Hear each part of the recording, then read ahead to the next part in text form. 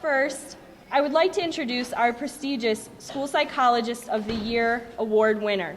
The purpose of this award is to recognize one school psychologist each year that provides outstanding service delivery within the practitioner realm. Winners of this award have provided unparalleled services to their students, teachers, and parents within the school setting. So I would like to introduce Denise Eslinger.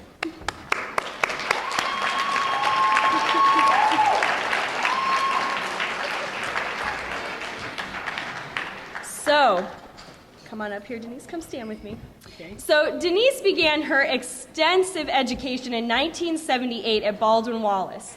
She has obtained degrees in biology, counseling, school psychology, as well as certifications in autism and Asperger's disorder, social work, administration, cognitive behavior therapy, and I ran out of room. There are so many more. She has practiced in a variety of settings, such as Metro Health Medical Center, if you're familiar with the Cleveland area, Indiana State University, Ashland University, private practices, and Midview local schools. She's highly involved in her professional organizations, serving as an executive board member and president of OSPA, most recently serving as chair of the OSPA Dyslexia Task Force.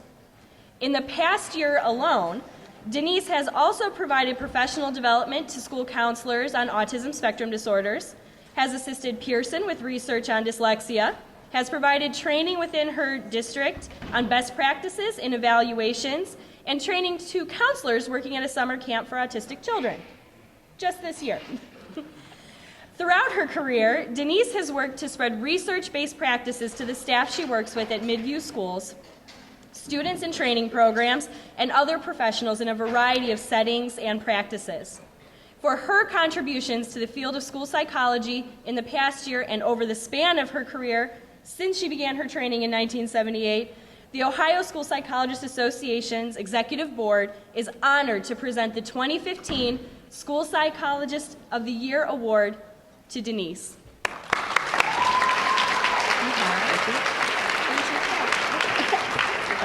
Here, we'll step over here.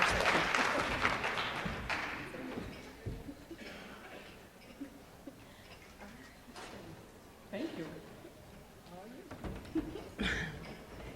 Wow, that was quite an introduction.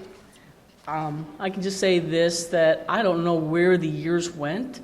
I just remember one time with a principal down in Columbus, Ohio, as she was talking about her retirement, and I was counting up the years I had yet to go. I had 18 more years. I almost fainted, and I didn't think I'd ever make it. But here I am. I still am amazed. I'm amazed at all the things that happen, but they just happen because I keep moving along. But to keep this short, I have a little script to keep myself on target so I can go quickly, because I can spend hours talking. But I want to really quickly just thank a lot of people here for giving me this opportunity to be not only this award for School Psych of the Year, but also to give me the opportunity to put forth things that I like to do. And I think this is an excellent profession to be in, and so all of you, you're in the right spot if you're here today. I would like to first thank the Executive Board, a group of exceptional people who have spent a lot of years, like myself, trying to get our voices out, and they have done, in the last few years that I've been on the Executive Board, an amazing amount of work for you as having your voice heard down in the Columbus, political party legislatures and all. We have a tremendous amount of people, and you have a chance to see them, get to know them, because I'd like to see some of you get on board. That exceptional group of people was also part of the people who nominated me, and I want to thank you all for your support for nominating me this wonderful award. An exceptional couple people, and specifically Elaine Semper, who nominated me with Dr. Marianne Teitelbaum. They put in my name for a nomination. I didn't think I would win, and here I am, but both of these people are exceptional as well. Marianne and Elaine Semper are Renaissance.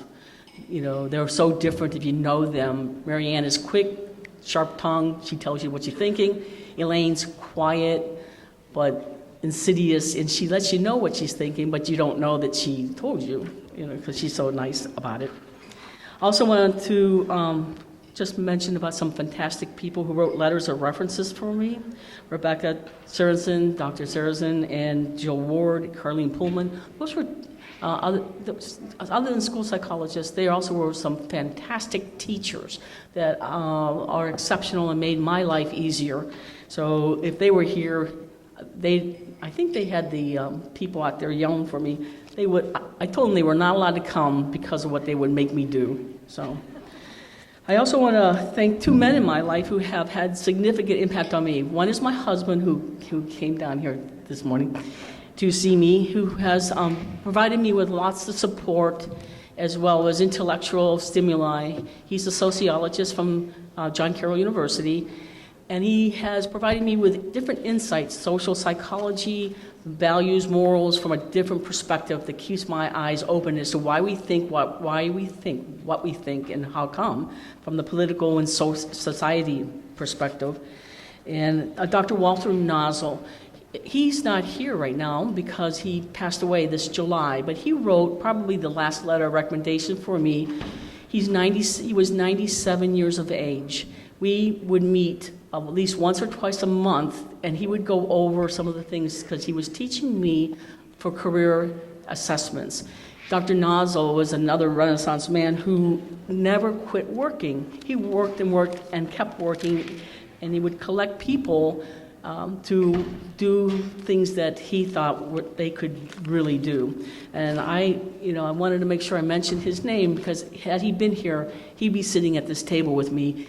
And he had such wonderful little tips and quips that still make me chuckle when I think about him. But Dr. Nozzle, had no box. He started school psych at John Carroll University, for those of you who were there. He started that program. He tells a story about he was encouraged to come in. He was one of two people. That person passed away, and he initiated it and started. He then went into counseling and created the Testing and Counseling Center, which now is the Counseling Center, and he believed that testing should stay in there. And he then moved on into career assessments, so he kept evolving. And with that, I just hope to be able to continue to do the same thing, to know the difference between a job and a profession, is what's both of, and what everyone has kind of taught me, and to really put forth a continuing life. I would love to be just 97 years of age and have that man's intelligence and ability, and if anything, he was an inspiration to me to know that keep going, keep evolving, and do what you can do to make a change. And that's what my goal is, to make a change. And I hope you all follow forth and do what you need to do and spread your voices out there to make changes. Because one thing that I have learned from Dr. Nozzle, from Dr. Eslinger, from all of you, is that we are a very unique set of skilled professionals. We know the whole child, not just the test, not just the emotional, not just the social, but we put it all together. Nobody else can do that and then align it to academic success. You are successful, you are special, and so go forth and step up and speak out loud because you are the voice for our children and our society. Thank you once again. Bye.